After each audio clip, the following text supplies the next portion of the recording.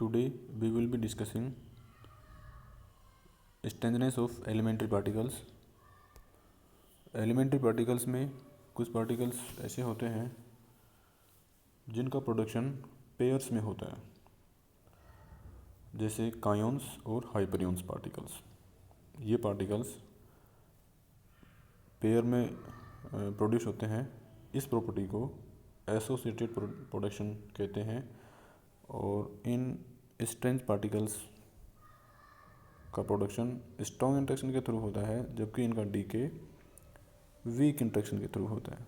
इनमें एक एक्सेप्शन है सिग्मा नोट का।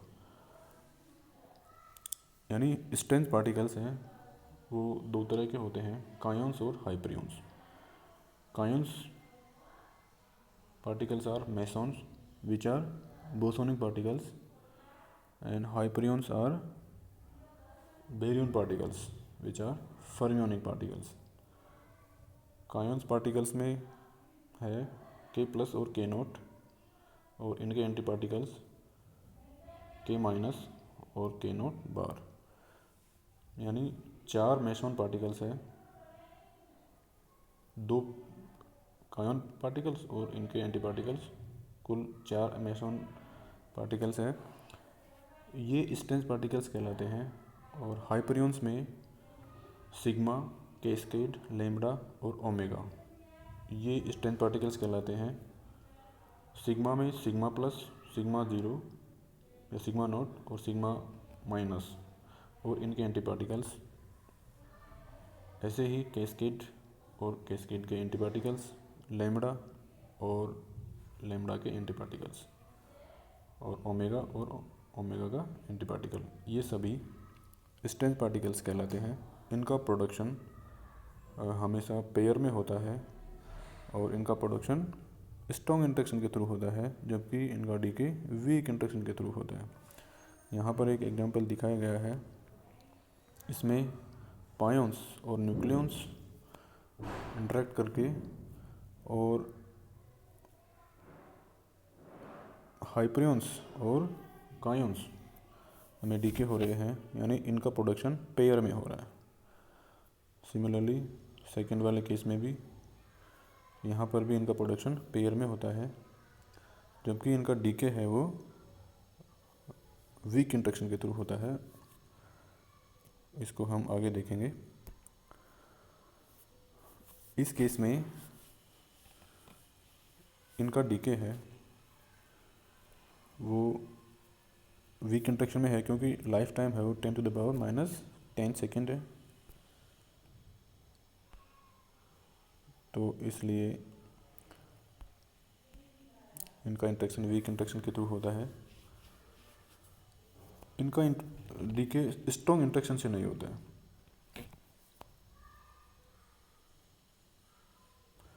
यहाँ पर कुछ एग्जांपल्स दिए गए हैं।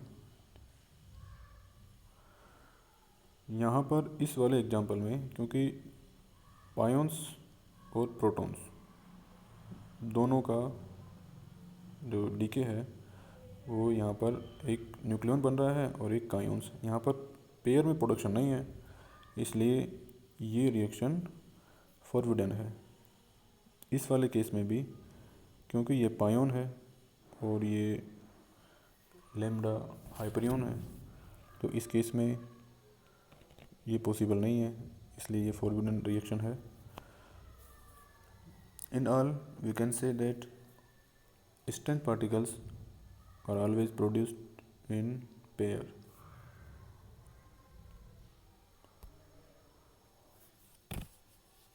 गेलमान और निशिजमा ने इस स्ट्रेंजनेस क्वांटम नंबर को इंट्रोड्यूस करके और एक मॉडिफाइड फार्मूला दिया, जो यहाँ पर दिखाया गया है।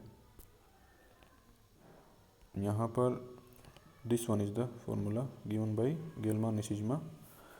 यहाँ पर किसी एलिमेंट्री पार्टिकल का चार्ज Q, उसका आइसो स्पिन का third component I3, B is baryon number, S is strangeness. यानी इस फॉर्मूले से यदि हमारे पास में किसी पार्टिकल का चार्ज हो, उसकी आइसो स्पिन का थर्ड कंपोनेंट हो, बेरियन नंबर नॉन हो तो उसकी स्ट्रेंथनेस को निकाल सकते हैं। हम आगे की स्लाइड्स में इसको देखेंगे। यहाँ पर जो मेसन्स और बेरियंस है उनकी स्ट्रेंथनेस क्वांटम नंबर को दिखाया गया है। क्योंकि पायोन्स है वो स्ट्रेंथ पार्टिकल नहीं होते हैं, स्ट्रेंथ पार्टिकल्स केवल कायोन्स और हाइपरियंस होते हैं।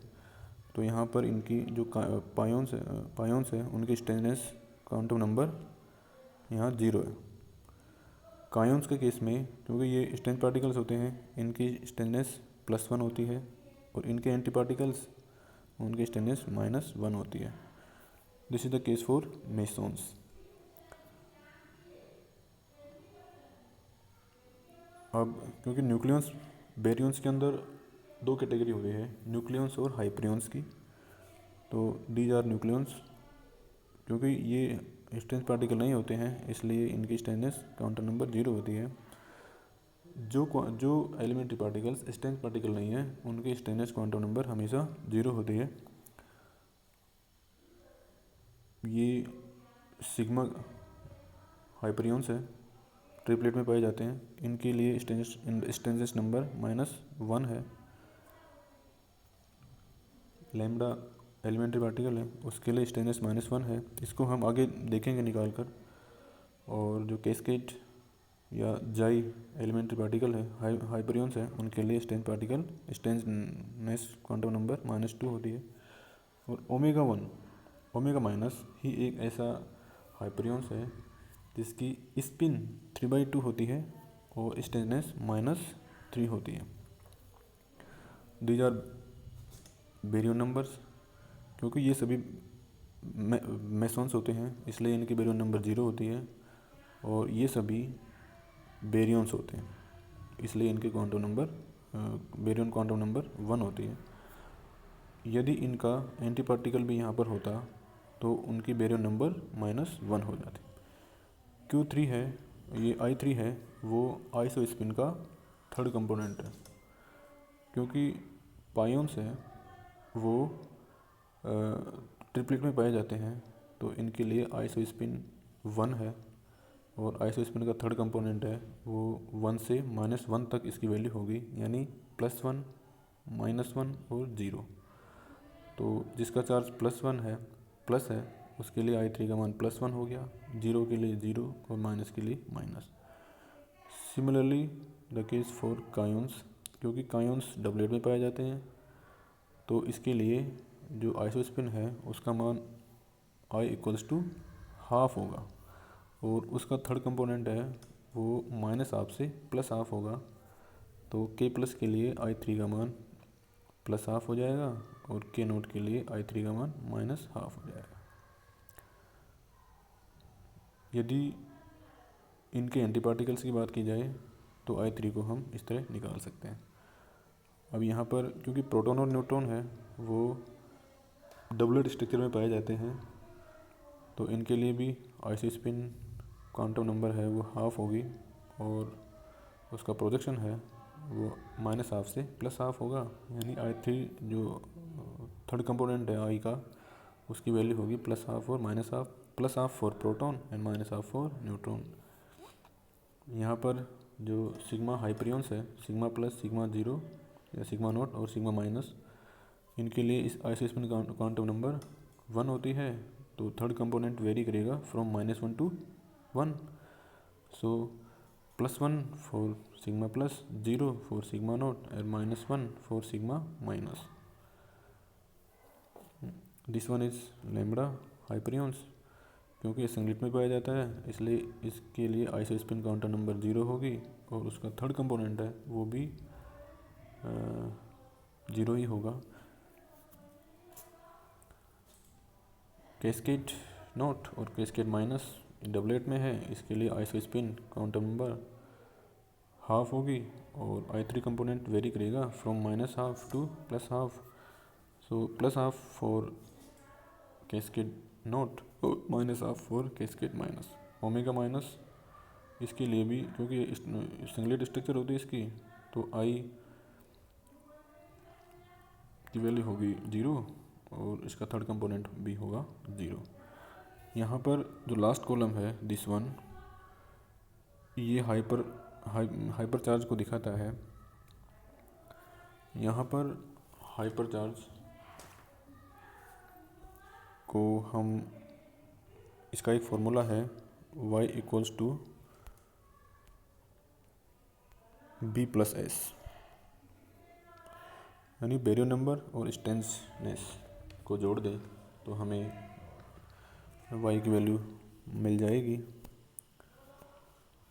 इसका एक अल्टरनेटिव फार्मूला भी है, यदि यानी यहाँ पर इस वाले फार्मूले से y बराबर B+S है, इससे हम कैलकुलेट कर सकते हैं हाइपर चार्ज की वैल्यू।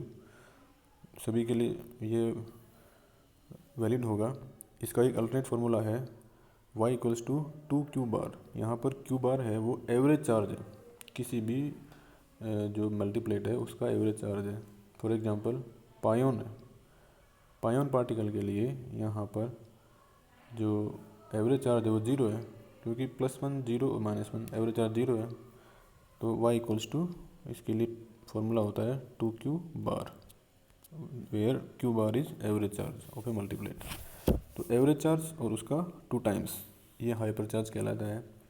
तो यहाँ पर एवरेज चार्ज 0 है तो टोटल हाइपर चार्ज इसका 0 हो जाएगा। यदि कायोन के केस में हम देखें K+ और K0 के केस में, तो जो एवरेज चार्ज है वो है हाफ, तो हाइपर चार्ज हो जाएगा इसका दुगना +1। और यदि हम इसके लिए देखें लैम्बडा के लिए, तो यहाँ पर क्योंकि एवरेज चार्ज 0 है तो y की वैल्यू 0 होगी। So this is valid for all these particles. It means there are 2 formula to calculate hypercharge, y equals to B+S and second one is y equals to 2q bar, where q bar is average charge of a multiplet. Now अब यहाँ पर प्रत्येक जो कायोन्स और हाइपरियंस है उनके लिए उनकी स्टैंडर्ड नंबर क्या होती है उसको कैलकुलेट किया गया है। हम इस यहाँ पर गेल्मा निशिजिमा द्वारा दिया गया फॉर्मूला काम में लिया गया है, ये वाला फॉर्मूला, यानी q equals to I3 + B+S/2।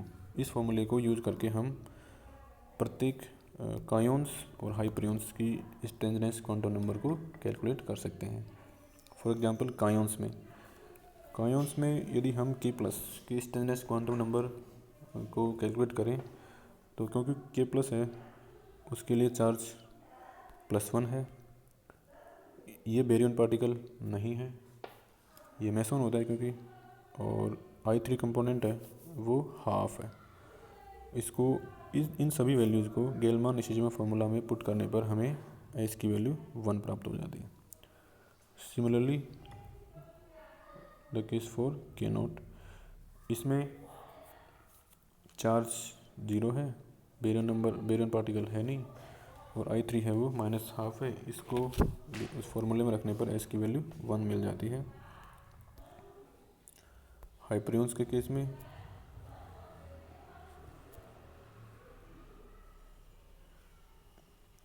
यहाँ पर हाइपरियंस 3 तरह के होते हैं, σ+, σ0 और σ-।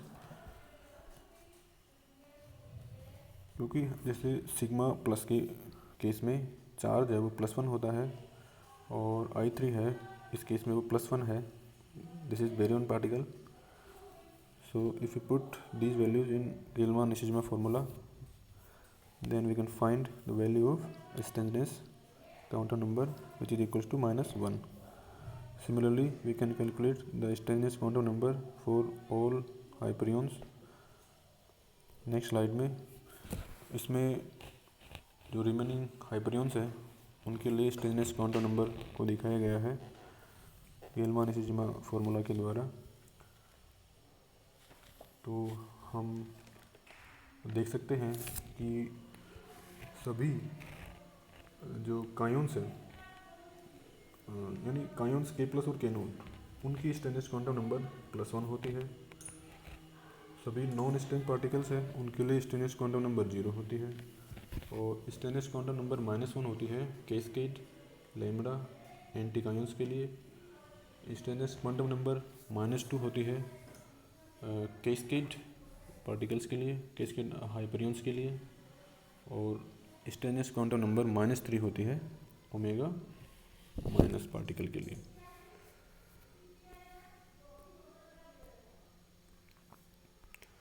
Thank you.